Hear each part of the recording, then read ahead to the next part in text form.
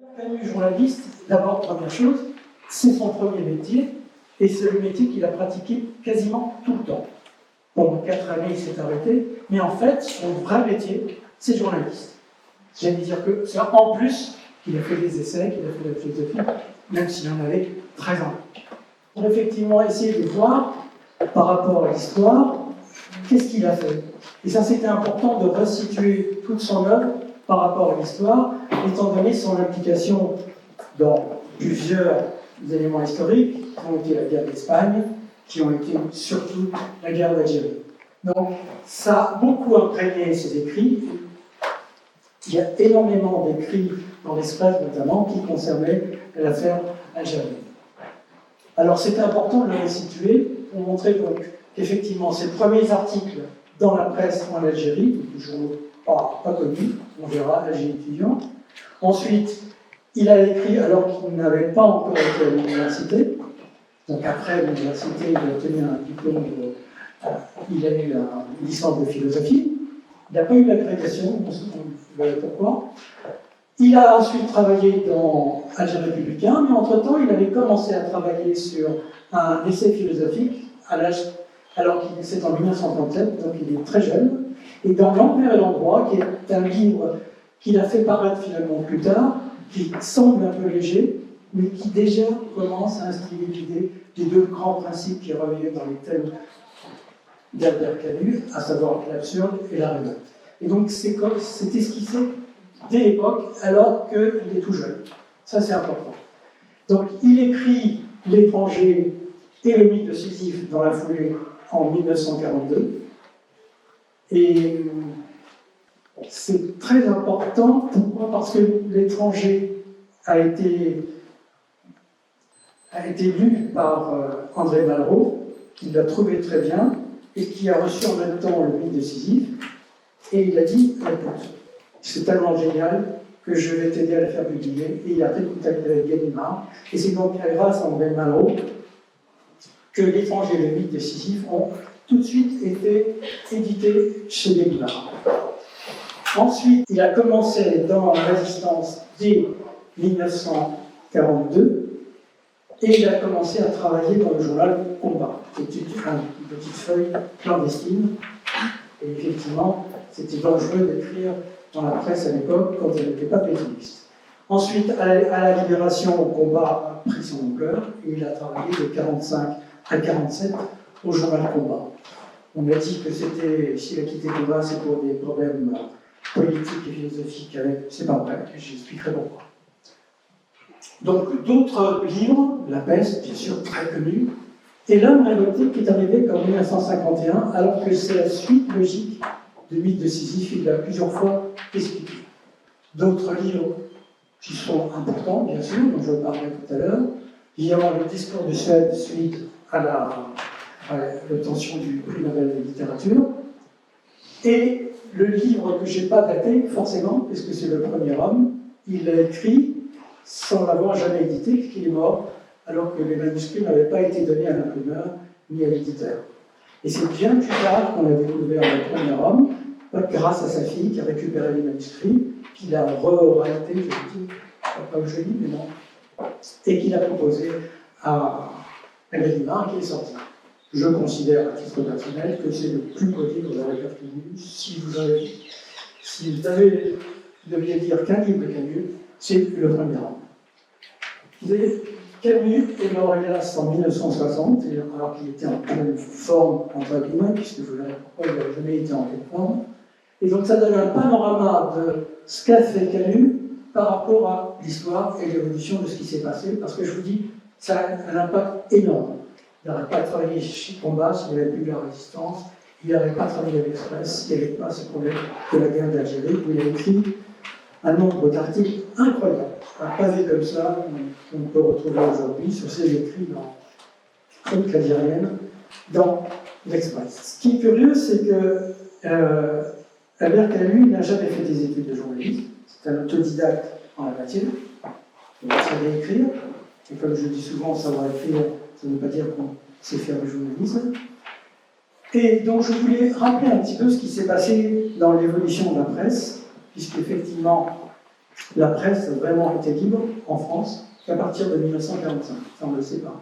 Mais avant, c'était plus ou moins contrôlé.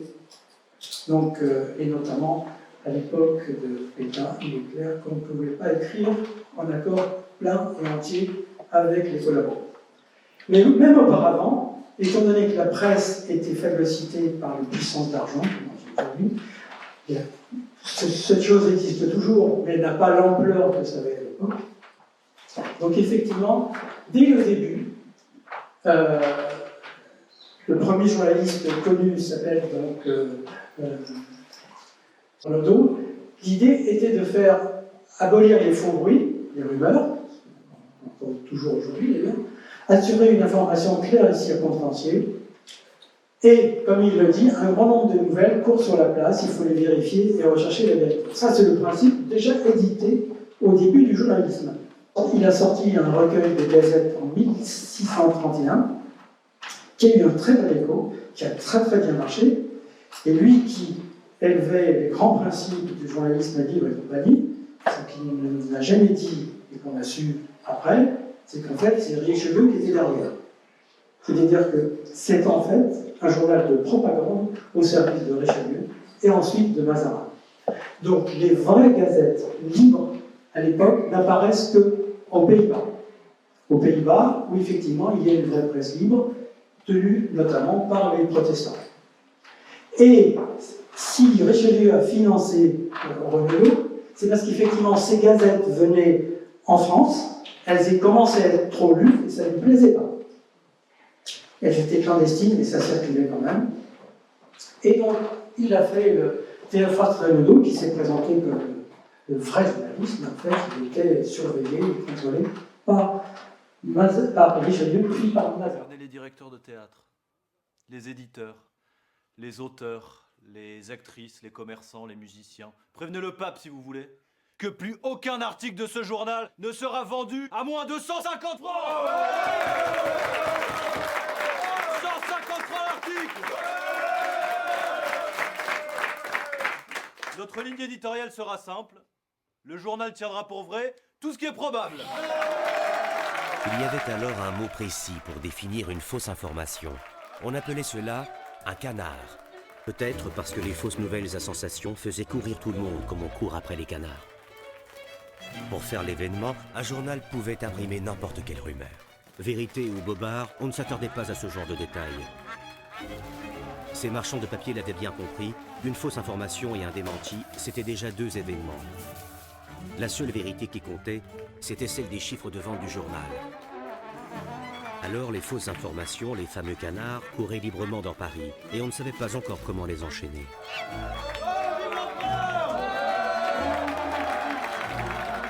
Affairistes, commerçants, acteurs, auteurs, politiques et surtout patrons de théâtre, tout le monde venait à la rédaction pour négocier une faveur, acheter un article, faire circuler un ragot ou offrir un cadeau intéressé. Une nouvelle industrie était en train de s'inventer, celle de la presse d'opinion, devenue presse commerciale. Le journal devenait une boutique où il fallait vendre au public des nouvelles de la couleur qu'il voudrait.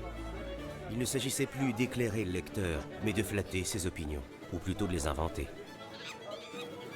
Les informations, le débat ou les idées devenaient de banales marchandises à fourguer aux clients, les abonnés.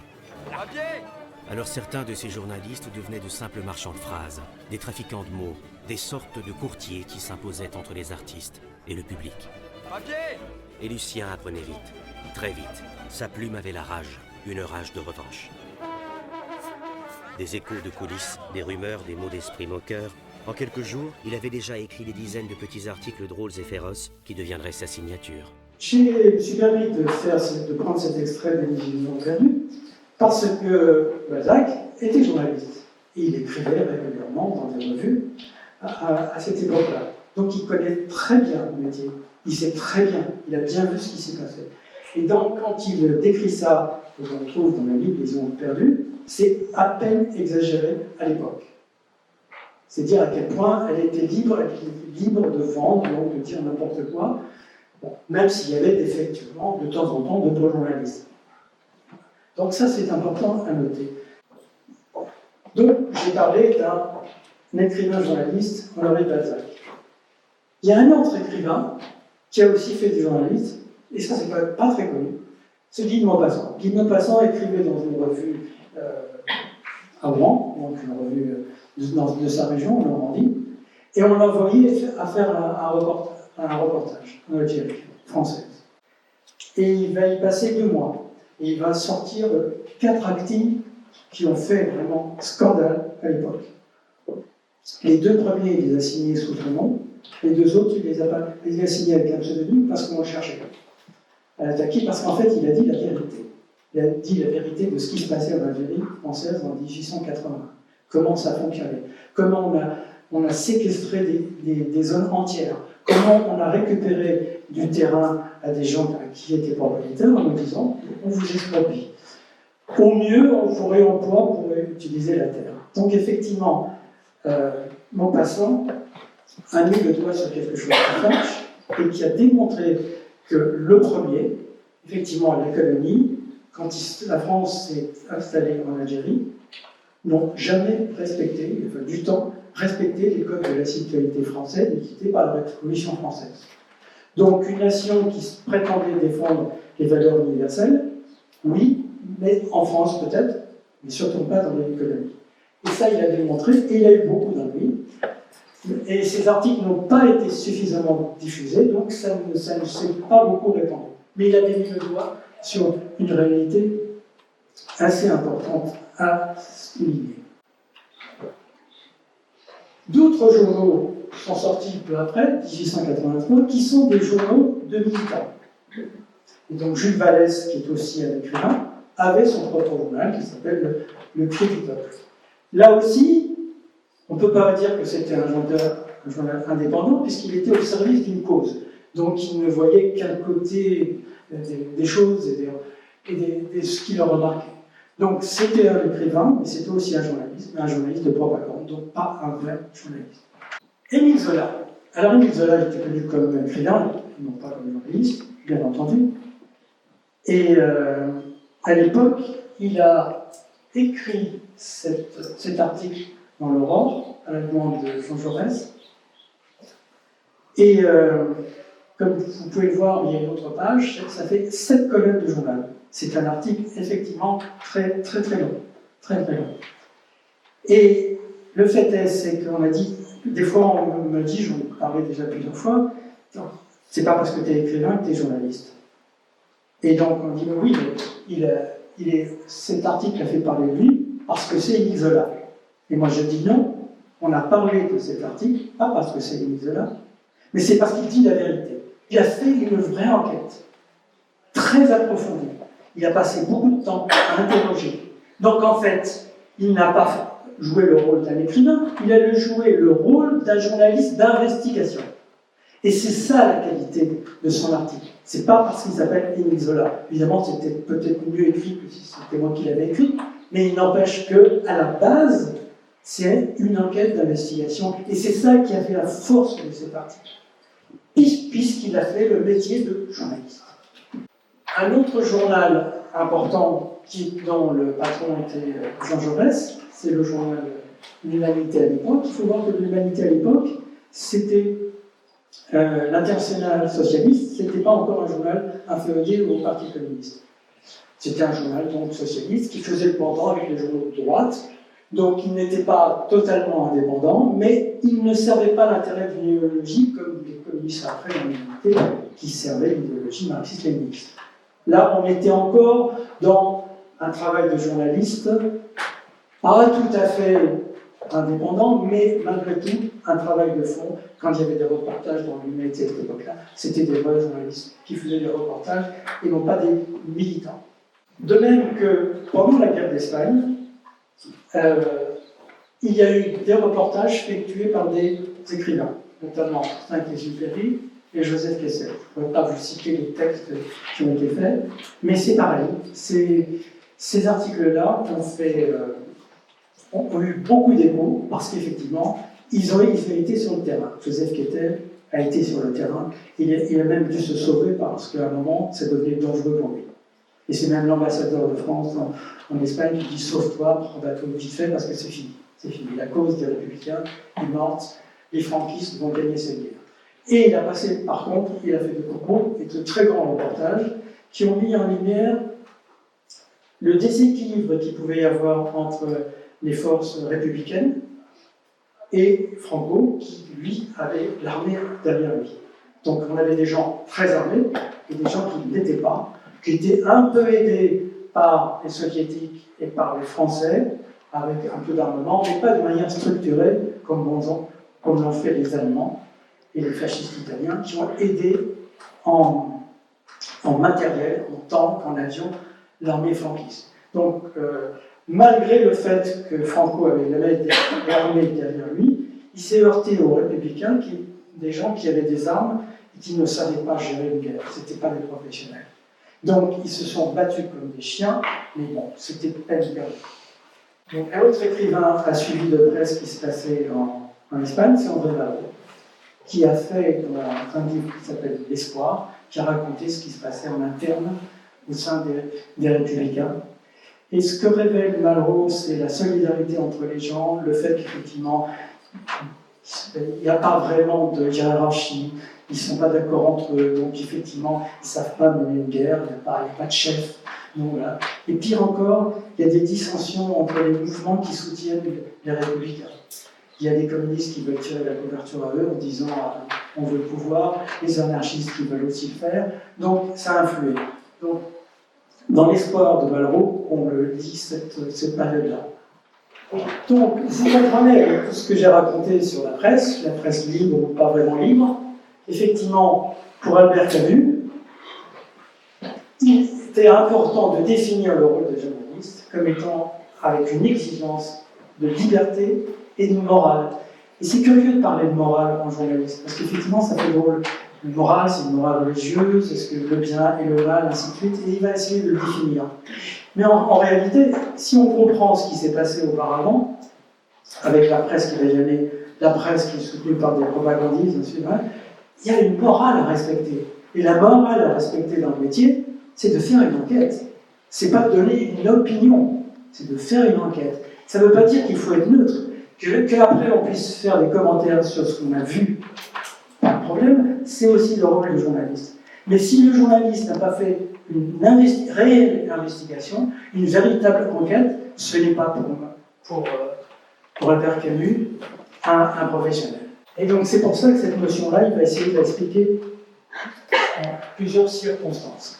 Donc quand on dit que Camus est un véritable professionnel du journalisme, c'est qu'effectivement, d'abord il a défendu, il a expliqué, mais aussi parce qu'il a pratiqué ce métier longtemps, depuis le départ, comme chroniqueur judiciaire, comme grand reporter, critique littéraire, éditorialiste. Donc à chaque fois, on retrouvait dans ses articles, quels qu'ils soient, les préoccupations sur la justice, la liberté, la morale en politique et le bonheur. Donc bien sûr, il a dénoncé le nazisme, le fascisme, le franquisme et le communisme. Et ça, effectivement, ça paraissait bizarre. Pour un vrai journaliste, non. On doit dénoncer tout ce qui ne va pas, quelle que soit sa propre sensibilité. Et c'est d'ailleurs pour ça qu'il a été très, très, très contesté tout le long de sa vie. Parce qu'il était capable de critiquer le communisme, mais il était capable de critiquer les Américains, le capitalisme, ainsi de suite. Donc effectivement, il perturbait les gens, parce que les gens veulent absolument savoir dans quel camp vous appartenez. Et lui, il refusait systématiquement. Et ça, c'est important. Il écrit dans une revue étudiante qui s'appelle Sud à 19 ans. Il fait des articles sur la poésie. Je ne vais pas rentrer trop là-dedans. Un essai sur la musique, et puis un essai sur la philosophie du siècle, où là, il commence déjà à réfléchir sur les notions de l'existentialisme dont on va parler tout à l'heure.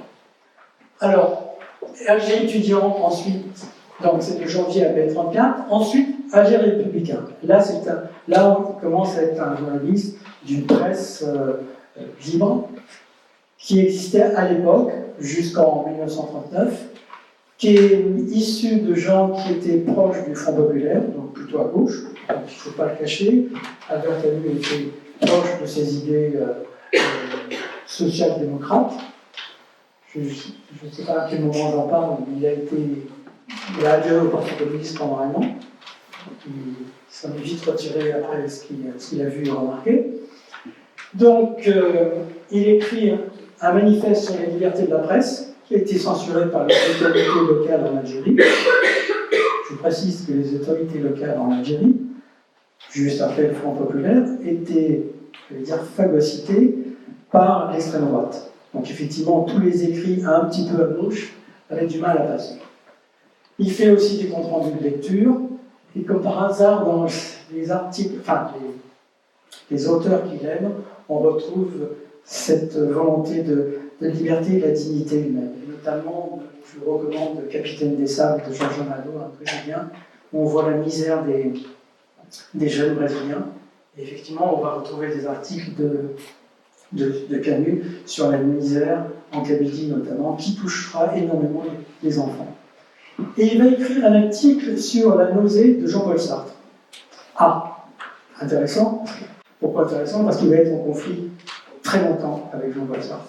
Mais, comme c'est un journaliste sérieux, il lit vraiment la nausée et il trouve que c'est un livre très intéressant. Il fait des remarques, mais il n'attaque pas Jean-Paul Sartre. Il émet des doutes sur le principe de l'existentialisme, alors qu'il n'a pas encore écrit L'homme révolté. Et déjà, il sent que c'est très bien ce qu'écrit Sartre, mais ça ne va pas assez loin. On ne peut pas se contenter de cette vision. Alors, les premiers écrits qui ont fait date à l'époque dans Alger républicain, c'est Misère de la Kabylie, où il va y passer près d'un mois sur place, à faire une vraie enquête, un vrai reportage. Il va interviewer les gens. Quand les gens disaient qu'ils étaient dans la misère et qu'ils gagnaient 3 francs 6 sous, il leur demandait de voir le bulletin de salaire. À l'époque, c'était juste une petite fiche. Donc, tout ce qu'il faisait était dans le détail. La portion de grains qu'il recevait, le poids était indiqué dans son article. C'était moi-même un peu trop. C'est-à-dire, de peur qu'on lui dise « ouais, tu t'es fait plaisir ». Non, voilà le détail.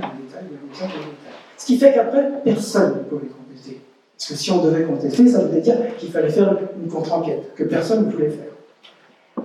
Et c'était même tellement bien reconnu comme étant de qualité que quelquefois, dans le Figaro, plutôt placé à droite, François Mauriac expliquait effectivement la qualité de cet article et il a recopié des passages dans son intégralité.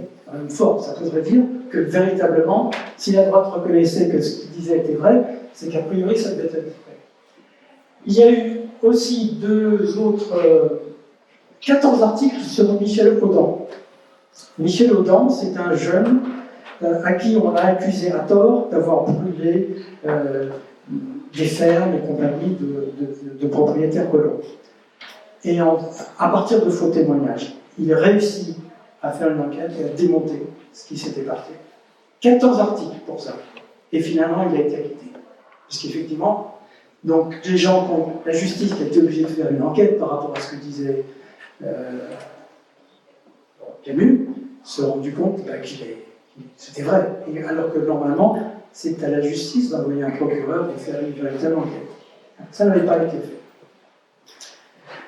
Pourquoi? Parce que Michel Audin était proche des sociodémocrates. Il n'était pas du bon côté. Donc il fallait absolument les attaquer. C'était pareil pour les incendiaires de Rigaud. Et un autre article qui a été fait sur les assurances sociales où il montrait à chaque fois l'injustice. Et chaque fois, il recherchait l'injustice. De l'enquête à l'étranger. Ben voilà un exemple d'un livre, L'étranger que vous connaissez, où il a puisé dans la présente, comme il était journaliste pour la justice, il assistait à beaucoup de procès. Et parmi ces procès, il y avait des gens qui avaient été inculpés, donc je cherche un terme, pour avoir tué un arabe sur la plage. Je cite très souvent, pendant mon exposé, les arabes, à tort, et c'est pour simplifier. En fait, en Algérie, il n'y avait pas que des arabes. Hein. Je le précise, et après j'aurai plus de demain, je dirai tout le temps les arabes. Il y avait donc une communauté musulmane importante, les arabes, il y a aussi les kabyles, et parmi les kabyles, il y avait des chrétiens, il y avait les juifs, il y avait les berbères. Donc si à chaque fois je dois répéter ça, c'est un peu gênant. Donc pour simplifier, même Camus les appelle les arabes pour globaliser. Donc, Il y avait de nombreux conflits entre Arabes et Européens à l'époque, ne serait-ce que par le fait qu'il y avait des plages qui étaient réservées aux Européens et pas aux Arabes. Ça rappelle un petit peu ce qui se passait aux États-Unis entre les Noirs, mais bien plus tard. Donc déjà, c'est curieux qu'en Algérie, pays des droits de l'homme, il y avait des plages réservées aux Européens et pas aux Arabes. Et donc il y avait des conflits parce que quelquefois, un Arabe allait sur la plage auquel il n'avait pas le droit. Et donc vous vous rappelez l'histoire de ce qui se passe dans l'étranger, où Meursault se croit agressé par un couteau qui reflète dans le soleil, et il tue la personne bêtement, parce qu'il se croit agressé. Mais en fait, il y a eu deux histoires assez équivalentes qui ont eu lieu en Algérie, dans une qui s'est plutôt bien terminée, c'est-à-dire qu'il avait sorti son pistolet, et finalement il a hésité, il ne l'a pas fait. Voilà. Dans la réalité.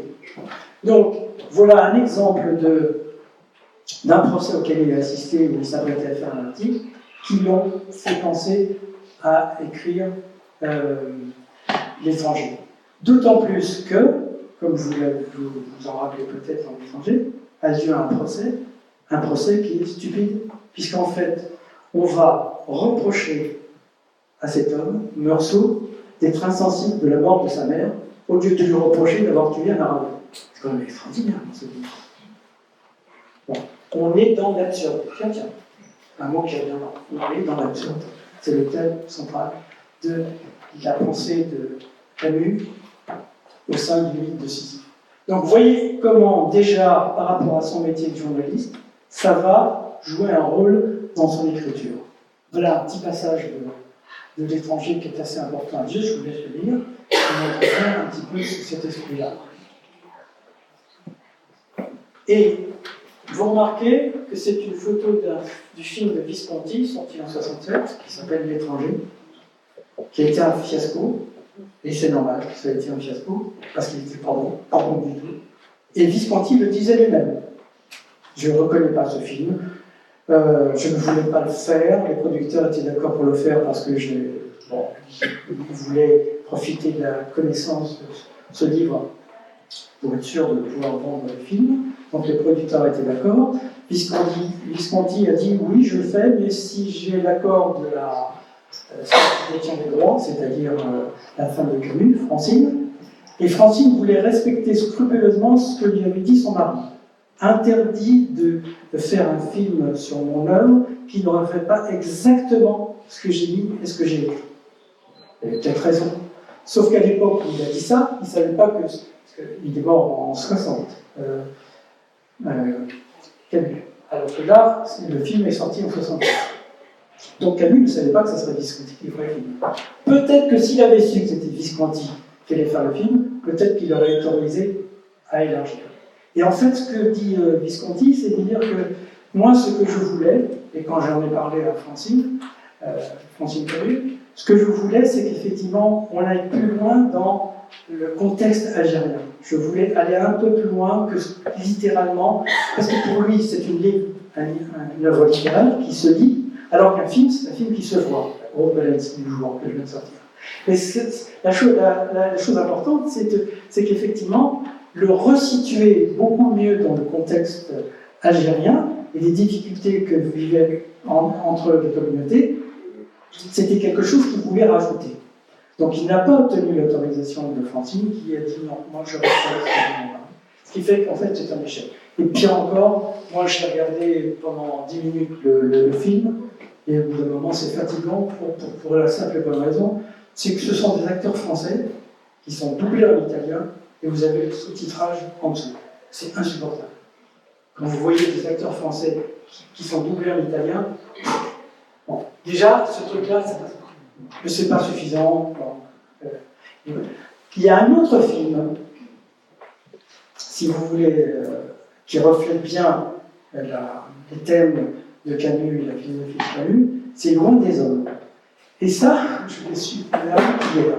Geneviève, qui est ici présente, m'en a parlé hier, en disant « Tu ne connais pas ce film Loin des hommes ?» Et je dis « Non, je ne connaissais pas. » Et effectivement, c'est un film qui est tiré de L'Exil et le Royaume. Et qu'est-ce que j'ai fait? Le soir même, je l'ai visionné, de manière régulière, donc c'est pas un faux téléchargement. Et j'ai vu le film Loin des hommes. Très très très bon film. Donc si vous voulez avoir un film qui ne colle pas au livre, c'est clair, mais qui reflète bien la sensibilité qu'elle a, Loin des hommes, je vous le recommande. C'est très très beau en plus. C'est filmé dans la classe. Donc comme vous l'avez compris, qu'un journaliste est indissociable de celle de l'écrivain, puisque l'un interfère sur l'autre. Malgré tout, il a adhéré au PCF, et c'est vrai qu'il en était exclu, le Parti communiste, rapidement. Donc non seulement il n'en pouvait plus, il s'est fait exclure, parce qu'on l'a traité de trotskiste. Bon, bref. En fait, il n'était pas dans la ligne, il ne respectait pas bêtement tout ce que disait les communistes, d'autant plus qu'on commençait à savoir ce qui se passait en URSS. On commençait. Donc il n'a pas fallu attendre Budapest pour que Camus se rende compte qu'est-ce que c'était que l'univers totalitariste qui est en train de se remonter en Russie. Donc, une extrême méfiance vis-à-vis de toutes les doctrines, justement parce qu'entre la doctrine et son application, il y a énormément d'écart.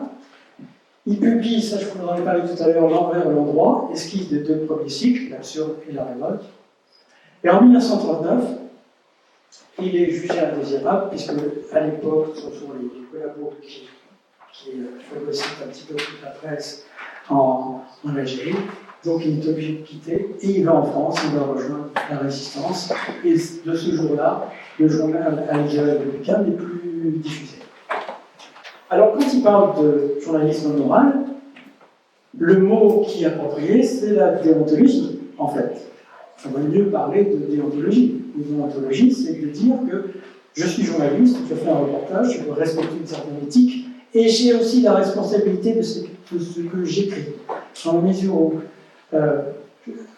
je peux, par la plume, même si je dis la vérité, créer des choses qui sont dangereuses, si je vais assez loin, et si les gens ne sont pas capables de comprendre les nuances et de lire sur l'article dans son entier. C'est le gros problème. C'est-à-dire que vous pouvez juger un article au titre ou aux premières lignes et juger, ah ben non, c'est trop à droite, c'est trop à gauche. Non, il faut le lire entièrement pour savoir ce qu'il y a derrière. Un peu de nuance, s'il vous plaît. C'est ce que vous voulez dire. La classe politique et la presse sous l'occupation sont déshonorées. Enfin, effectivement, puisque si on lit le code de la presse imposé par Pétain, c'est pire que je l'imaginais. C'est-à-dire qu'ils choisissent même les titres, les emplacements, les articles à passer ou pas passer. Enfin, c'est même plus une presse, on n'a plus pas la peine de parler de journalisme. Donc effectivement, la presse et les politiques se sont déshonorés à l'époque, selon Camus, mais en réalité c'est aussi vrai.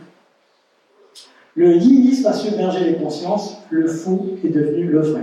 Tiens, ça fait penser à quelqu'un, je t'ai dit. Et donc, si rien n'est vrai, tout est permis. C'est effectivement la devise des nihilistes à l'époque. Donc, dans L'homme révolté, Albert Camus dit la chose suivante: là où nul ne peut plus dire ce qui est noir et ce qui est blanc, la lumière s'éteint et la liberté devient prison volontaire. Bah, rappelez-vous ça, c'est l'explication de son journalisme moral. Alors, le journalisme moral, il n'y a pas que lui qui l'a défendu. Hannah Arendt, la philosophe, qui s'entendait bien, qui se respectait, qui s'admirait mutuellement avec Camus, explique, parmi tout ce qu'elle a écrit, la liberté d'opinion est une farce, l'information sur les faits n'est pas garantie. Il se trouve que notre cher pape Jean-Paul II, bien plus tard, a écrit ça dans un encyclique, et effectivement, on dirait bien aimé.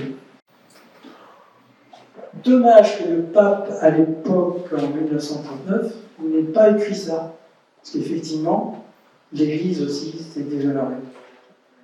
Et je vous rappelle que l'institution religieuse a soutenu Franco, avec tous les morts que ça a engendré. Vous vous rappelez Guernica, le fameux tableau. Guernica, c'est vraiment pas simplement un tableau, c'est ce qui s'est passé à une époque, on a tué des gens de manière fracassante. La presse, donc, comme je l'ai dit tout à l'heure, de 1939 à 1944, donc des journaux au service de Vichy, où on voit Pétain, Hitler, c'est formidable, tout va bien avec eux, la rencontre a été belle, tout est merveilleux. Alors, ce qui est important aussi, c'est, bon, Camus n'est pas tout seul à réfléchir bien, à avoir des bonnes idées, des idées vertueuses et des idées humaniste. Il y a bien d'autres auteurs, écrivains qui l'estiment, et réciproquement, et qui l'ont influencé. Ils l'ont influencé. Donc, notamment Georges Bernanos, j'y viendrai tout à l'heure, André Malraux aussi, Alain Tillon, je fais un petit passage rapide. Roger Martin de Gare, non, mais c'est ce qu'il a, quand il a lu les Thibauts, Camus a dit c'est une merveille. C'est ça un vrai écrivain. Frank Kafka, j'en parlerai peut-être tout à l'heure, André Gide, René Char, j'en parlerai aussi, les autres, j'en parlerai un peu moins, Louis Guillou, Jean Grenier, qui était son professeur de philosophie en Matthieu, et Simone Veil, donc la philosophe. Tous ces gens-là ont un lien avec la Bulle à Camus. André Gide était très connu déjà avant la guerre, c'était déjà une personnalité littéraire assez connue. C'est lui qui a fait connaître les grands romans de Dostoïevski, donc c'est important pour Camus parce qu'il a été très inspiré par Dostoïevski, et notamment dans deux de ses pièces, Les possédés, Les justes, dont j'en parlerai tout à l'heure. André Gide a fait un voyage en 1936 en URSS, enfin, qui n'était pas l'URSS, mais qui était sous la main des communistes, donc des marxistes-léninistes. À l'époque, il y avait encore Lénine, Trotsky et Staline. Et quand il revient de son voyage, il a compris, c'est pas possible. L'idée d'un idéal d'un pays sans classe, c'est très beau sur le papier, mais dans la réalité, c'est une catastrophe. André Gide, on peut le voir dès 1936. En France, il a fallu presque attendre 1980 pour qu'on s'en rende compte. Pour certains, j'entends. René Char, pourquoi? Parce que c'était un copain à lui. Ils se sont rencontrés dans la Résistance. Il l'estimait beaucoup, il trouvait que sa poésie était très intéressante. Et on s'est fait plaisir, on va vous donner un extrait d'un poème de René Char. Alors le poème s'appelle « Commune présence ». Tu es pressé d'écrire, comme si tu étais en retard sur la vie. S'il en est fait ainsi cortège à tes sources, hâte-toi de transmettre. Ta part de merveilleux, de rébellion, de bienfaisance, effectivement, tu es en retard sur la vie. La vie inexprimable. La seule, en fin de compte, à laquelle tu acceptes de t'unir. Celle qui t'est refusée chaque jour par les êtres et par les choses. dont tu obtiens péniblement de ci de là quelques fragments décharnés. Au bout de combats sans merci, hors d'elle, tout n'est qu'agonie, soumise, fin grossière. Si tu rencontres la mort, durant ton labeur, reçois-la comme la nuque en sueur trouve bon le mouchoir aride, en t'inclinant, si tu veux rire. Offre ta soumission, jamais tes armes. Tu as été créé pour des moments peu communs. Modifie-toi, disparais sans regret, au gré de la rigueur suave. Quartier suivant, quartier de la liquidation, du monde se poursuit sans interruption, sans égarement, et sème la poussière. Nul ne décèdera votre union. Dans les rues de la ville, il y a mon amour. Peu importe où il va dans le temps divisé. Il n'est plus mon amour, chacun peut lui parler. Il se souvient plus, qui au juste les mains. Il cherche son pareil dans le vœu des regards. L'espace qu'il parcourt est ma fidélité. Il dessine l'espoir et léger les conduit. Il est prépondérant sans qu'il y prenne part. Je vis au fond de lui comme une épave heureuse. À son insu, ma solitude est son trésor. Dans le grand méridien où s'inscrit son essor, ma liberté le creuse. Dans les rues de la ville, il y a mon amour. Peu importe où il va dans le temps divisé, il n'est plus mon amour, chacun peut lui parler. Il se souvient plus qui au juste les marque et l'éclaire de loin pour qu'il ne tombe pas.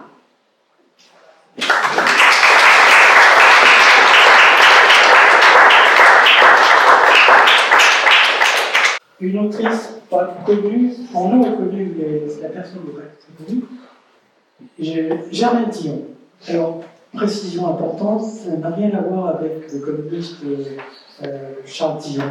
C'est un homonyme, en fait. Donc, c'est une sociologue, résistante et idéologue, et spécialiste de l'Algérie. qui, dans la faveur de son métier, a eu l'occasion d'aller en Algérie avant la Deuxième Guerre mondiale, et qui connaît bien la situation de ce qui se passe en Algérie. Donc, elle y retourne plusieurs fois. Et suite à ça, elle écrit un livre qui s'appelle Les ennemis complémentaires, qui est un livre édifiant, qui montre à quel point les terroristes, qu'on appelle les terroristes, le FNL, le MNA et compagnie, et les gens qui organisaient la répression, et notamment l'OS, étaient des ennemis complémentaires, parce que l'un servait les problèmes de l'autre.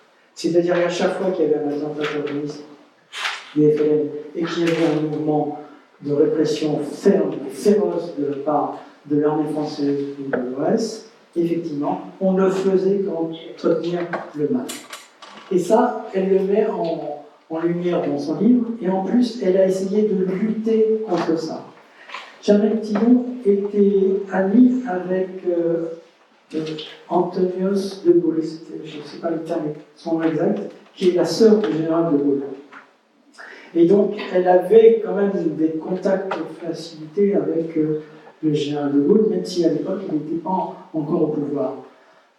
Et elle en parle en disant qu'il faut faire quelque chose, là, ça brûle en Algérie, ça va trop loin, il faut faire quelque chose. Et comme moi, je connais bien les Algériens, je me suis beaucoup baladé, je peux aller leur parler. Ce qu'elle fait, elle rencontre à Alger de manière secrète un des dirigeants du FLN et après un des dirigeants du MNA. Et va les voir en disant arrêtez vos attentats. Vous tuez des innocents et vous ne faites qu'alimenter la haine des Français et des Européens. Arrêtez de faire ça. Et moi, vu les rapports que j'ai avec les politiques français, c'est son introduction et le mouvement de liste, on pourra trouver une solution si vous me promettez d'arrêter. C'est-à-dire je vous propose de faire le train. Le représentant de MNA dit allez, chiche, t'es sympa, on te connaît, on t'a vu, on sait que tu respectes nos soucis et notre misère, on est d'accord. Donc, Jamel Tillon repart, il va voir les représentants militaires français, on dit la même chose. Et là, ça ne marche pas. Parce qu'il y a le FLN derrière qui recommence, et donc il casse la mécanique qu'elle avait essayé d'engendrer. Donc, de jouer les intermédiaires alors qu'elle n'était pas payée pour ça, elle l'a fait parce qu'elle sentait que c'était indispensable à faire, mais finalement, ça n'a pas marché. Et donc, voilà un petit peu ce qu'elle écrit à un moment donné dans son livre. Et c'est étonnant comment cette personne avait une très belle vision des choses et pourquoi Camus l'a respecté, a applaudi, a parlé de son livre en disant il faut lire le livre de Jamel Tillon. Georges Bernanos, là on revient un petit peu en arrière. Donc il parle du scandale de la vérité dans ses livres, donc je vous laisse le livre, c'est important, mais c'est un homme qui a joué contre son camp. Et là c'est important pour Camus. C'est-à-dire c'est un homme qui était à droite, proche de Boris Barrès, c'est-à-dire la droite française traditionnelle, pas forcément l'extrême droite. Et lui, c'est quelqu'un qui se rend compte qu'on est en train de casser quelque chose en Algérie et qu'il va falloir trouver une solution pour rendre la citoyenneté aux Algériens. Bon, bien sûr, il n'est pas écouté, mais ce qui est important, c'est que Camus a apprécié, c'est qu'en fait, il a parlé contre son camp, qui eux étaient favorables à la colonisation en France, et surtout qu'on ne change rien, qu'on ne bouge rien. Et on ne s'attendait pas du tout à ce que Bernanos s'exprime comme ça. Alain Arendt, effectivement, cette dénonciation du communisme, c'est dans l'esprit du rejet de l'impérialisme de la part d'Alain Arendt, donc c'est pas étonnant qu'il y ait eu des convergences, voire quelques divergences avec Camus sur les éléments de justice sociale et de dignité. André Malraux, là c'est beaucoup plus une complicité. Une forte complicité, une communauté d'engagement et de conviction. Alors, il faut bien comprendre que donc, Malraux est plus vieux, il a 10 ans de plus que Camus. C'est un autodidacte, André Malraux, ça on ne le sait pas, il n'a pas fait d'études. Par contre, il a passé du temps à voyager, notamment en Indochine, il s'est tellement intéressé à l'art qu'il est devenu incontournable. On estime qu'au XXe siècle, c'est l'homme qui avait le plus compris l'essence de l'art, Il a écrit 3 livres d'ailleurs qui ne sont pas faciles à lire. Mais bon, c'est un homme qui a effectivement passé sa vie à comprendre les mécanismes de l'art et du sacré, qui va bien souvent très ensemble. Donc, ils se rencontrent à peu près les soirs, ils sont d'accord, ils sont partie prenante. Lui va rejoindre les brigades internationales, donc il va aider les républicains. Malraux va rejoindre la résistance, Camus va rejoindre la résistance. Je l'ai dit tout à l'heure, Malraux lit les premiers essais de Camus et va faire en sorte de l'éditer. Donc, voilà, il y a une très grande amitié et complicité. Il s'arrêtera quand même à une époque dans la mesure où, effectivement, Henri Malraux était très proche des gaullistes, et Camus ne sait pas qu'il était proche avec les gaullistes de temps en temps. Mais lui, il ne savait pas choisir un camp, et donc il était proche des gaullistes, et puis il y a des jours où il dénonçait. Voilà. Donc, comme il était là, l'art face à l'absurde et la condition humaine. Ça, c'est important. Apparaît dans ce qui a séduit Malraux quand il lit le mythe de Sisyphe, c'est de se dire à quoi bon vivre si on est dans un monde où tout est absurde, dans la mesure où, comme Dieu est mort, c'est l'influence de Nietzsche, effectivement, il n'y a plus d'espoir puisqu'il n'y a pas d'au-delà.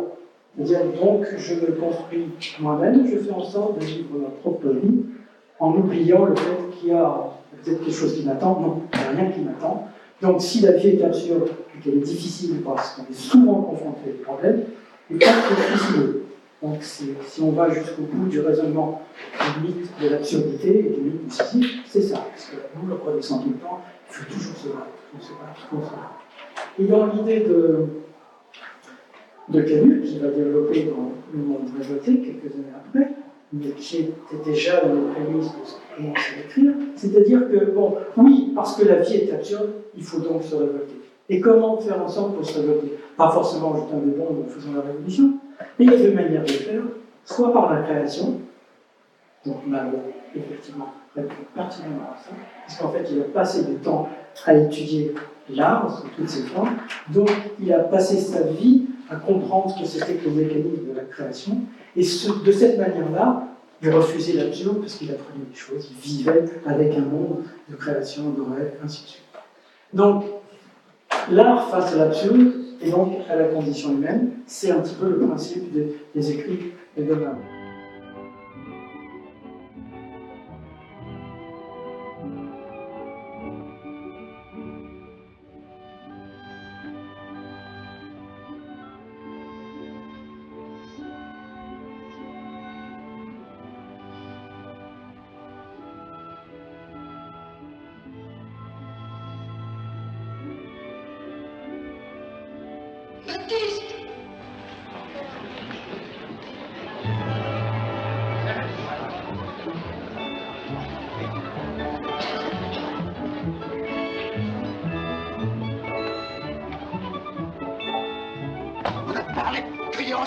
Régisseur, 3 francs, non, 5 francs d'amende. Qui a crié? C'est Nathalie, la fille. 3 francs seulement. Nathalie, c'est insensé, pourquoi tu criais? Tu sais bien que c'est formellement interdit. Tu veux donc qu'on ferme le théâtre? Voyons, Nathalie, réponds. Pourquoi tu criais? Parce que j'ai eu peur. Mais peur de quoi? C'est Baptiste qui m'a fait peur. Qui me fait peur. Vous ne comprenez donc rien. Vous ne voyez rien, vous ne sentez rien. Vous ne voyez pas qu'il a changé, Baptiste, qui n'est plus le même. Cette façon qu'il a maintenant de vous regarder, sans vous voir. Comme s'il était perdu. Perdu à tout jamais. Vraiment, Nathalie, je crois que vous déraisonnez. Jamais, au contraire, Baptiste n'a été si gai, si éveillé. Enfin, je le connais mieux que vous, puisque je suis son père. Vous le connaissez peut-être. Mais moi, je l'aime. Et je vois bien qu'il est désespéré. Cette corde. C'est lui qui a eu l'idée de cette corde. Vous trouvez curieux que je fasse passer un extrait du film Les Enfants du Paradis. C'est uniquement pour voir Maria Cazares. Encore une fois, c'est pas pour faire du people, hein, parler de Maria Cazares, qui a été effectivement la maîtresse de Camus pendant de très longues années. Mais Ça va au-delà. Dans la mesure où Maria Casares, bon, elle est belle, c'est une belle actrice, Camus aime le théâtre, il a monté une troupe en Algérie de jeunes étudiants, donc il aime le théâtre, il prépare des pièces, il va faire des pièces, donc il va appeler Maria Casares pour jouer dans ses pièces, et donc c'est important. Mais ce qu'on ne sait pas aussi, pourquoi il y a une complicité qui s'installe avec Maria Casares, c'est que Maria Casares était la fille d'un des présidents du Conseil de la République espagnole, qui a été bouté par Franco. Donc en fait, quand ils se sont rencontrés, effectivement, lui qui était côté républicain, il rencontre cette jeune femme qui lui parle de son père, et tout de suite, il est effectivement frappé par le fait que, comme par hasard, j'apprécie cette femme pas seulement parce qu'elle est belle, mais elle a un passé, une histoire, elle est proche des républicains, et donc ça a joué un petit peu sur la qualité de la relation. Donc il y a eu une relation épistolaire entre Maria Casares et Albert Camus qui a duré très longtemps, puisque ceux qui se sont échangés de 44 à 60, plus de 900 lettres. D'ailleurs, il y a eu un recueil de ces lettres qui est paru récemment. Et Albert Camus est mort le 4 janvier 1960, et voici la dernière lettre adressée par Albert Camus à Maria Casares, le 30 décembre 1959, donc quelques jours avant sa mort. Voilà ce qu'écrit Camus. Bon, dernière lettre. Juste pour te dire que j'arrive mardi par la route, remontant avec les Gallimards lundi. Il passe par ici vendredi. Gallimard était son ami, c'était un des vrais Gallimards de la maison de vie. Je te téléphonerai à mon arrivée, mais on pourrait peut-être convenir déjà de dîner ensemble mardi. Disons en principe, pour faire la part des hasards de la route. Incroyable. Et je te confirmerai le dîner au téléphone, je t'envoie déjà une cargaison de tendres vœux et que la vie rejaillisse en toi pendant toute la journée, te donnant le cher visage que j'aime depuis tant d'années. Mais je l'aime, soucieux aussi, et de toutes les manières. Je plie ton imperméable dans l'enveloppe et j'y joins tous les soleils du cœur. À bientôt, ma superbe, je suis si content à l'idée de te revoir que je ris en t'écrivant. J'ai fermé mes dossiers, ne travaille plus. Trop de famille et d'amis autour de moi. Je n'ai donc plus de raison de me priver de ton rire et de nos soirées, ni de ma patrie. Je t'embrasse et te serre contre moi jusqu'à mardi, où je recommencerai. C'est étonnant. Il est donc décédé le 4 janvier, sur la route, comme s'il avait prédit dans sa dernière lettre. Incroyable. Au hasard, on ne sait jamais, en principe, du fait des hasards de la route. C'est inédit. Maria Casares, effectivement, a été choisie par Camus pour interpréter une pièce qui s'appelle Les Justes, inspirée de Dostoïevski, totalement inspirée de Dostoïevski, et voilà ce que dit Camus à ce propos-là. Donc j'ai pris les documents de Dostoïevski, tous les personnages ont vraiment existé, et sont conduits comme je le dis. J'ai seulement tâché de rendre vraisemblable ce qui était déjà vrai. Ça, c'est intéressant à noter.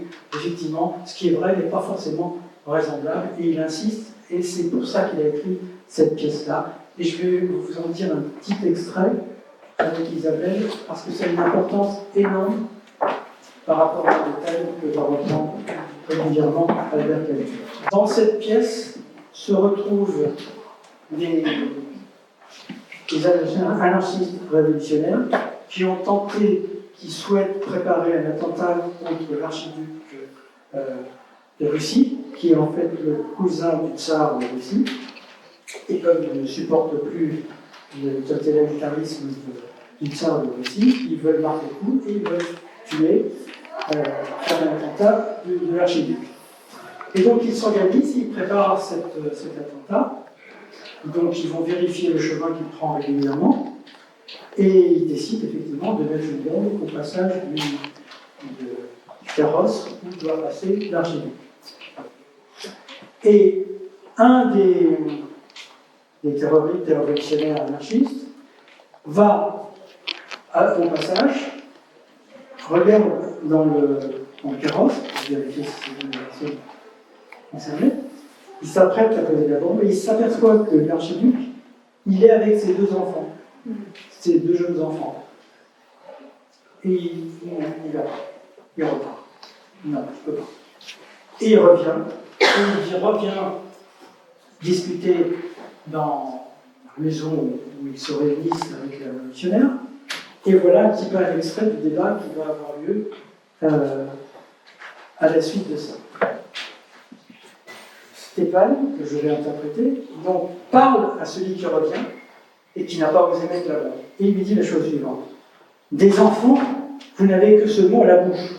Ne comprenez-vous donc rien? Parce que Yannick, c'est celui qui n'a pas tué, ces deux-là, 2 millions d'enfants russes mourront de faim pendant des années encore. Avez-vous vu des enfants mourir de faim? Moi, oui. Et la mort par la bombe est un enchantement à côté de cette mort-là. Mais Yannick ne les a pas vus. Il n'a vu que les 2 chiens savants du grand-duc. N'êtes-vous donc pas des hommes? Vivez-vous dans le seul instant? Alors choisissez la charité et guérissez seulement le mal de chaque jour, et non la révolution qui veut guérir tous les maux présents et à venir. Mais Yannick accepte de tuer le grand-duc, puisque sa mort peut avancer le temps où les enfants russes ne mourront plus de faim. Cela déjà n'est pas facile. Mais la mort des neveux du grand-duc n'empêchera aucun enfant de mourir de faim. Même dans la destruction, il y a un ordre, il y a des limites. Stéphane reprend violemment. Il n'y a pas de limite. La vérité est que vous ne croyez pas à la révolution. Non, vous n'y croyez pas. Si vous croyez totalement, complètement, si vous étiez sûr que nos sacrifices et nos victoires nous arriveront à bâtir une Russie libérée du despotisme, une terre de liberté qui finira par recouvrir le monde entier, si vous ne doutiez pas qu'alors l'homme, libéré de ses maîtres et de ses préjugés, lèvera vers le ciel la face des vrais dieux qui pèserait la mort de 2 enfants. Que pèserait la mort de 2 enfants? Vous vous reconnaîtriez tous les droits, tous, vous m'entendez. Le fameux tout est permis. Et si cette mort vous arrête, c'est que vous n'êtes pas sûr d'être dans vos droits. Vous ne croyez pas à la révolution. Et Karayev reprend, c'est le narrateur dans la pièce de théâtre. Stéphane, j'ai honte de moi, et pourtant je ne te laisserai pas continuer. J'ai accepté de tuer pour renverser le despotisme, mais derrière de ce que tu dis, je vois un ancien despotique qui, s'il ne s'installe jamais, fera de moi un assassin, alors que j'essaye d'être un justicier. Alors, ce passage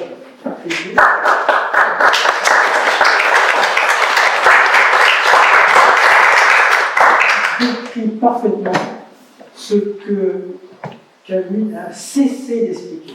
La fin ne justifie pas les moyens. Vous pouvez avoir une cause qui est juste, mais pas les moyens.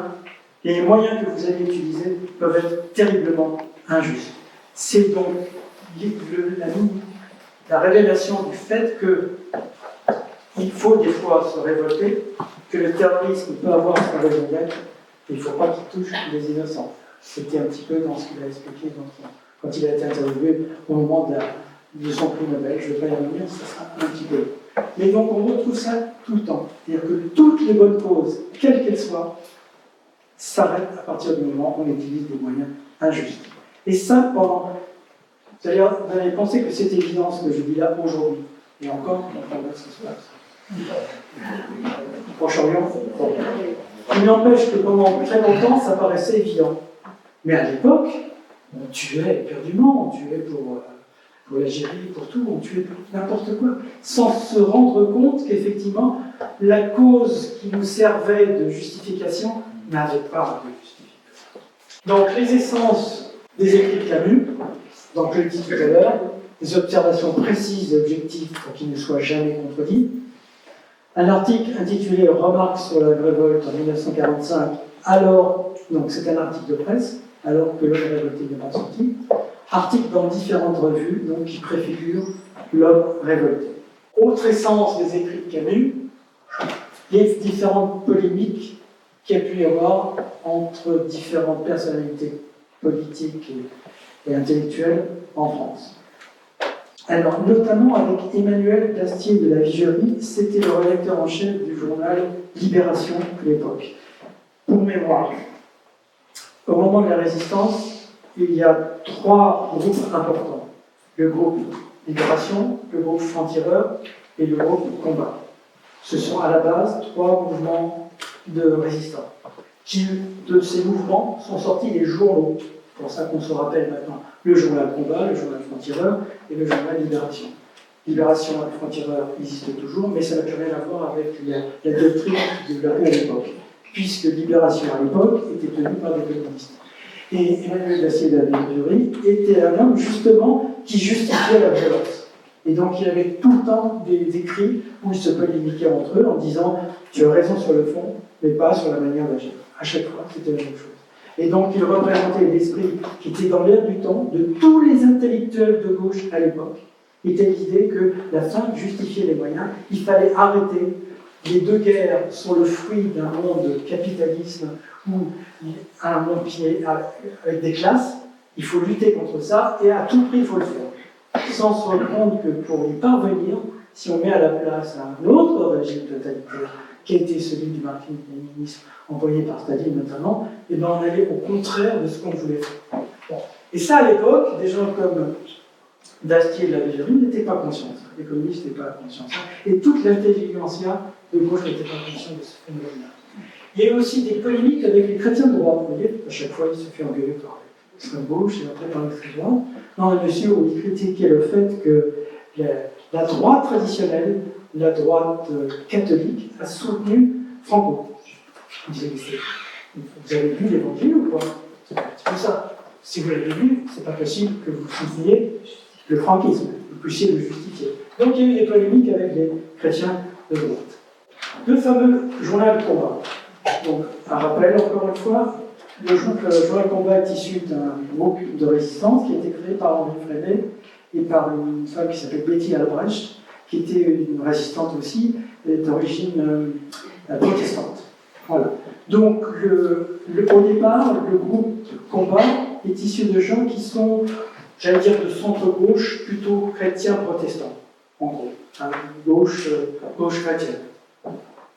Et il est diffusé, la première lettre est diffusée à 12 exemplaires, c'est dire à quel point, mais il faut dire que ce n'était pas facile de trouver un imprimeur et du papier, tout était hyper contrôlé.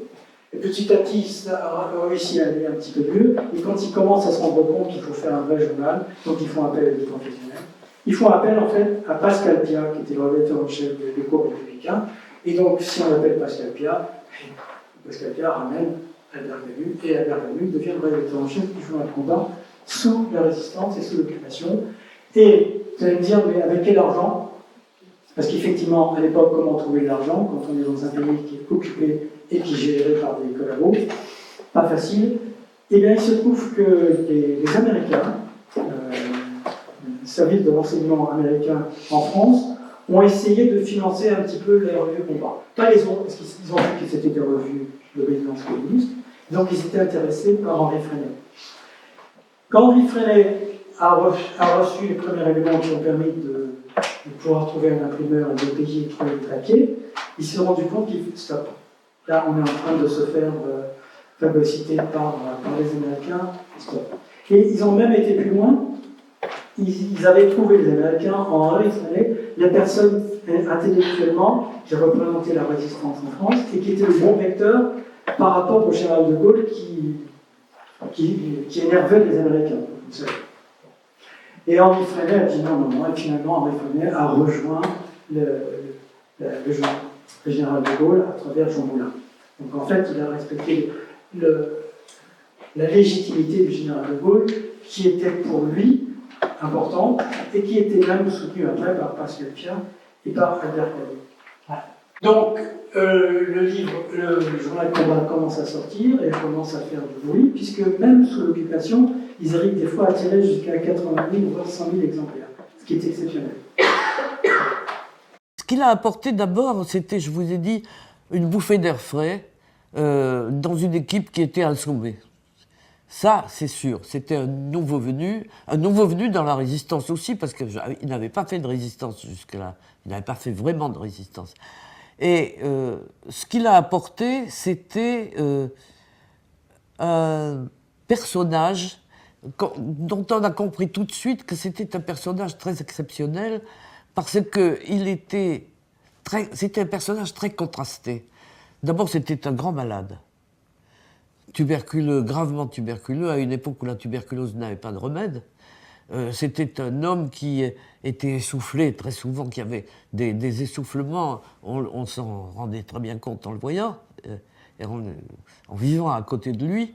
Il lui fallait des pneumothorax à intervalles réguliers pour reprendre son souffle. Donc c'était un grand malade. Et tout en étant un grand malade, son côté méditerranéen sortait tout de suite immédiatement. Et ça voulait dire pour nous que c'était un homme qui, de toute façon, quoi qu'il arrive, une arrestation dans notre groupe, n'importe quoi, n'importe quel événement qui arrivait, il savait tout de suite comment le traiter. Alors que nous, on était pratiquement sans réaction. Alors, il nous a vraiment sauvés à l'époque. Il nous a sauvés. Parce que je pense que si on ne l'avait pas trouvé, je ne suis pas sûr qu'on aurait trouvé... Pascal Piat était un homme remarquable, qui savait faire un journal, mais ce n'était pas un animateur du tout. C'était un homme très renfermé, qui ne ressemblait en rien à Camus et qui nous aurait certainement pas suffisamment aidés. Il fallait un animateur. Et l'animateur, ça a été Albert Camus.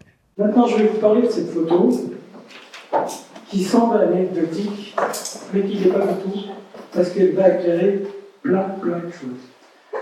J'imagine que vous reconnaissez qui sont présents sur cette photo-là. Et on va jouer le jeu d'un journaliste pour essayer d'analyser cette photo. Et c'est pour ça que j'ai marqué à gauche qui, quoi, comment, quand et pourquoi. C'est la règle qui s'impose dans les écoles de journalisme. On appelle ça aux États-Unis les 5 W. On ne va pas rentrer dans les détails. C'est-à-dire qu'un journaliste qui revient à sa rédaction et qui, dans son papier, n'a pas répondu à ces 5 questions, il doit partir. Et pour faire un vrai article, il faut au moins avoir répondu à cette question. Et bien nous, on va jouer à ça. Cette photo qui est assez bizarre. Que font ces gens-là? Qui sont ces gens-là? Pourquoi ils sont-ils là? Et comment ça se passe? Ça se passe, cette photographie a été prise en janvier 1943. Donc on est encore sous l'occupation. Ça a lieu chez Picasso, qu'on voit au milieu, chez Pablo Picasso, dans son atelier de peinture de rue Saint-Augustin, dans le 6e arrondissement. C'est là d'ailleurs qu'il a conçu la Guernica. Il était déjà terminé, puisqu'en 1937, la toile était terminée. Nous sommes donc en pleine occupation, ce qui veut dire que pour rejoindre l'atelier, pour certains, c'est un problème. Albert Camus, qui est au milieu, effectivement, qui lui est recherché, c'est un problème. Pour les autres, non, parce que les autres ne sont pas des résistants. Donc pourquoi sont-ils là? Simplement parce que Pablo Picasso a conçu une pièce de théâtre. Une pièce de théâtre qui reprend les principes du surréalisme. C'est-à-dire qu'une pièce qui n'a ni qu'une tête, c'est-à-dire qu'il écrit dans cette pièce ce qui lui vient par la tête, et en fait, c'est une pièce, c'est une farce. Pablo Picasso le reconnaît, il dit que c'est un canular. Mais c'est l'histoire de s'amuser. Alors, curieux, on s'amuse alors qu'on est sur l'application, et bien justement, c'est là où intervient cette notion d'absurde, c'est-à-dire que cette pièce est totalement absurde, incompréhensible, mais on l'a faite pour s'amuser. Parce qu'à l'époque, vu ce que les gens vivaient, il fallait bien des fois se détendre. Et c'était l'idée de Picasso, on va faire un truc pour se marrer, je vais écrire une pièce, et puis on va la jouer tous ensemble. Et on demande à Camus qui est là, qui connaissait tout ce monde-là, il connaissait tout ça, qui était plus ou moins des amis, comme on sait que c'est un dramaturgiste, effectivement, on fait appel à lui pour monter la pièce. Alors Camus, quand il lit la pièce, il dit ouais, ok. Bon, comme c'est pour se marrer, on va le faire. Donc il monte la pièce et la pièce va être jouée. Cette pièce, après, n'a jamais été rejouée. Elle était tellement nulle, effectivement. Il y a eu une tentative à Saint-Tropez, je ne sais pas à quelle année, mais on l'a jugé scandaleux parce qu'on voit deux belles femmes qui se baladent nues à la fin, comme ça, on se demande pourquoi. Et d'ailleurs, au-dessus de Picasso, il y a une célèbre actrice que vous voyez avec un chapeau, célèbre actrice pour l'époque, je ne sais même pas son nom, c'est elle qu'on voit dans la pièce, et avec une petite très belle. Bref. Alors, dans cette photo, qui voit-on d'autre que Picasso et Camus? On y voit Jean-Paul Sartre, très important. On y voit Simone de Beauvoir, aussi très important. Donc, Simone de Beauvoir et Sartre, à l'époque, ne sont pas résistants, d'ailleurs ils n'ont jamais vraiment été. Ils enseignent dans un lycée, l'un et l'autre, mais on leur va reprocher souvent à Camus et à Simone de Beauvoir n'avoir pas participé à la résistance, et Simone répond il fallait bien s'accommoder. Donc pour Camus, ça passe pas très bien, et effectivement, vous accommodez. Moi, je suis recherché, je ne mange pas à ma faim, je suis obligé de changer de lieu pratiquement tout le temps, tous les 2 mois, tous les 3 mois, je suis hébergé par des copains, et par contre, cool, tout va bien. Donc effectivement, il y a quand même une distance. Et c'est d'ailleurs pour ça que, dans toutes les polémiques qu'il y a eu entre Camus et Sartre, Camus disait « Moi, je vis la philosophie, toi, tu l'enseignes. » Voilà, la grosse nuance. Alors, il y a un autre personnage qui s'appelle Michel Béris, qui, lui, a fait un petit peu de résistance à la fin, c'est-à-dire qu'il a aidé des gens à fuir. C'est quelqu'un qui travaillait au musée de l'Homme. Vous avez tout à fait à droite Brassailles. En fait, c'est le photographe. Alors, comment se fait-il que le photographe soit dans la photo? Simplement, c'est qu'il y a eu 5 clichés, et pour un des clichés, il a voulu être sur la photo pour se rappeler. Brassailles, c'était pas n'importe qui, c'était le peintre c'est le photographe de Picasso, et c'est le photographe de la revue Le Minotaure, qui est une revue surréaliste, dirigée par André Breton. Donc en fait, l'esprit du surréalisme, elle est dans la pièce, elle est dans l'esprit des gens qui sont là, ainsi de suite, et aussi par une personne qui est tout à fait à droite, où je vois un point d'interrogation. Est-ce que vous l'avez reconnu? Et lui aussi, il n'est pas là par hasard. Jacques Lacan. Alors, Jacques Lacan, il est là, à l'époque, il est déjà psychiatre, il œuvre à l'hôpital psychiatrique de Bonneval, près de Chartres, mais il n'est pas connu comme psychanalyste, pas du tout. Mais par contre, Jacques Lacan s'intéresse énormément au surréalisme. Et pourquoi il s'intéresse au surréalisme? Comme vous le savez, le principe du surréalisme, c'est l'écriture automatique, qui n'est pas simplement un jeu, mais qui aussi pouvait être le reflet des rêves. Parce que quand vous pensez et quand vous rêvez, vous le savez très bien, c'est incongru, quand vous nous racontez vos rêves, vous me demandez où est-ce que vous allez chercher ça. Donc c'est le principe. Et c'est-à-dire que les surréalistes se sont inspirés de cette idée-là. Si je fais de l'écriture automatique, c'est-à-dire tout ce qui vient en tête, je vais révéler l'inconscient comme dans les rêves on révèle l'inconscient. Donc, Lacan est très intéressé par ça. D'autant plus qu'il se rapproche d'André Breton et qu'André Breton a rencontré Freud en 1923. La réunion a été un peu froide, c'est-à-dire que Freud trouvait que c'était un peu... Bref, il repart, il n'empêche que les surréalistes se sont toujours penchés sur ce phénomène-là, sur comment, dans l'art, restituer les rêves et les cauchemars. Et d'ailleurs, quand on voit des films de Buñuel, on est typiquement dans cette époque. De la même manière, quand on regarde le Dali, on est dans l'esprit du surréalisme. Alors que quand on regarde les toiles de Picasso, ce n'est pas du tout le cas. D'ailleurs, Picasso a toujours refusé qu'on l'associe au surréalisme.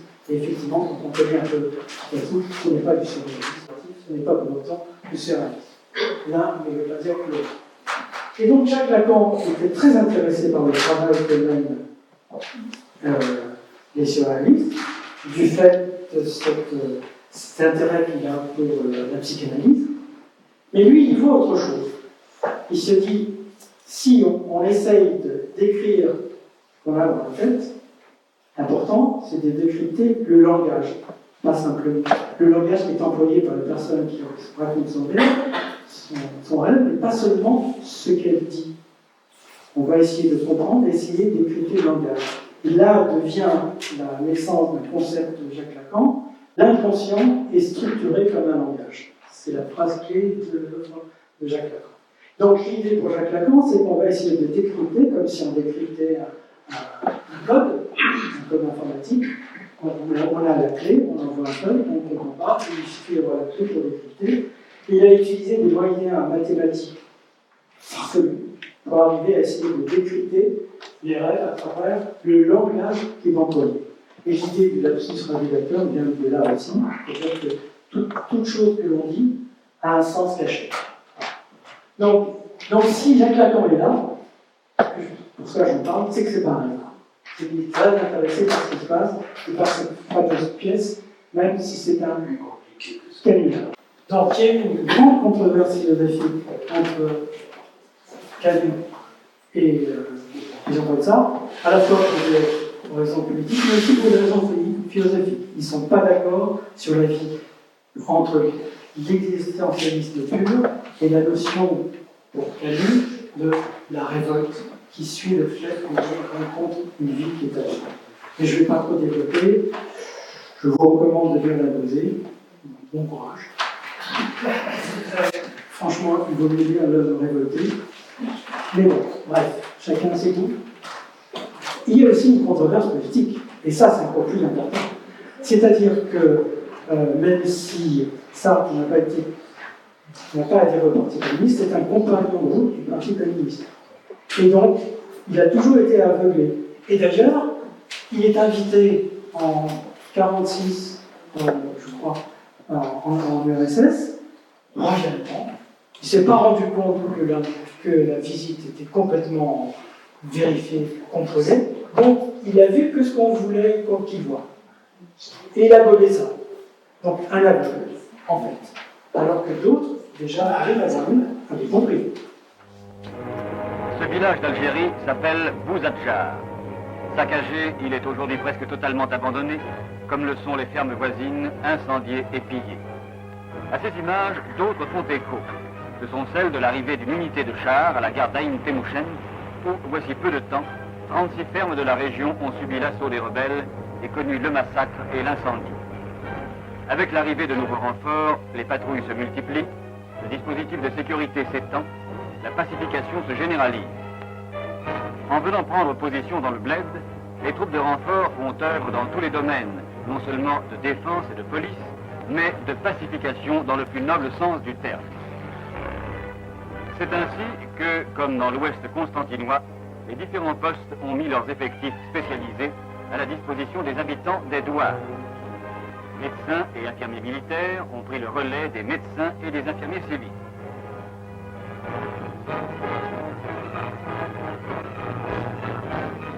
Par ailleurs, des classes se sont improvisées et ce sont des soldats volontaires qui ont remplacé l'instituteur.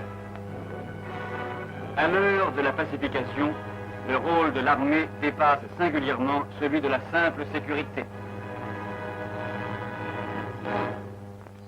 Alors, pourquoi j'ai passé cet extrait? C'est un film qui est paru dans les cinémas français à l'époque, qui relatait l'actualité de ce qui se passait ailleurs. C'est parce que c'est un film de propagande. Génial. C'est formidable ce qu'ils font là-bas. C'est vrai, mais dans un cas sur l'île. C'est vrai que ça s'est passé, qu'il y a eu des militaires qui sont venus enseigner, il y a des enfants. Et pourquoi ils ont venus enseigner? Pourquoi il n'y avait pas d'enseignants? Parce que les enseignants ont fui. Parce que notamment le fait qu'a révélé un jeune étudiant qui était parti en mission dans le cadre de son activité en tant qu'enseignant, on a révélé qu'effectivement, pour essayer d'éradiquer les terroristes de FLN, soupçonnés d'être dans un village, on a déplacé tout le village, femmes et enfants, et on les a mis plus loin. Et plus loin, comme on disait, pas de camp, pas de quoi manger, pas d'école, ainsi de suite. Donc effectivement, il y a eu des étudiants qui sont, des militaires étudiants qui sont venus faire l'école, mais c'est parce que l'école a été fermée à cause des Français, du fait qu'on a déplacé des gens pour pouvoir être sûr de repérer quels étaient les membres du FLN. Donc, propagandiste. La pacification par l'éducation, sauf qu'il faut se rappeler que non seulement les enfants mouraient de faim à l'époque, mais il n'y avait que 5% des enfants arabes qui étaient scolarisés à une époque où l'école était obligatoire, hein, je vous rappelle. Et 2% de filles seulement. C'est dire l'effort qui a été fait par la France pour éduquer des gens qui devaient, soi-disant, être français. Donc, bref rappel historique pour l'histoire d'Algérie, qui est devenue la catastrophe que vous connaissez. Les premières émeutes d'envergure ont commencé en 1955. En fait, elles ont commencé au massacre de Sétif le 8 mai 1945. Le massacre de Sétif en 8 mai 1945, il y a eu une manifestation organisée par les Arabes, mais pour fêter l'armistice. Il se trouve qu'ils ont profité de cette manifestation pour sortir des drapeaux algériens et l'armée française a tiré. 102 morts du côté français, 6000 morts du côté des manifestants, des Arabes, qui eux n'avaient pas d'armes. Donc, ça avait commencé en 1945. Et pourquoi je dis en 1945, les premières émeutes d'envergure en 1955, c'était que en 1955, malgré le massacre de Sétif, il était encore possible de trouver une solution d'apaisement. Après, c'était devenu impossible. Certains disaient qu'après le massacre de Sétif, c'était mort. Et Albert Camus, pourquoi ça vient là? Je ne veux pas vous raconter l'histoire de l'Algérie. C'est parce que Albert Camus n'a cessé de faire des articles pour dire stop, il y a moyen de s'arranger et de trouver des solutions.